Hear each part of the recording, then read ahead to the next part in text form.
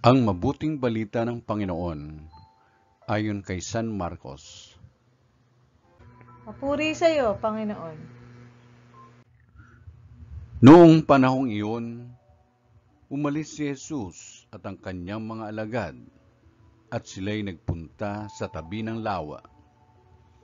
Sinundan siya roon ng maraming taong buhat sa Galilea. Nagdatingan din naman ang napakaraming tao mula sa Judea, sa Jerusalem, sa Idumea, sa ibayo ng Jordan at sa palibot ng Tiro at Sidon, nang mabalitaan nila ang lahat ng ginawa ni Jesus. Nagpahanda si Jesus sa kanyang mga alagad ng isang bangkang magagamit niya upang hindi siya maipit ng mga taong dumaragsa.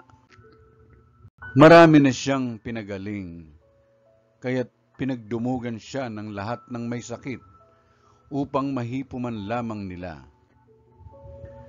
Bawat inaalihan ng masamang espiritu na makakita sa kanya ay nagpapatira pa sa harapan niya at sumisigaw, "Ikaw ang anak ng Diyos."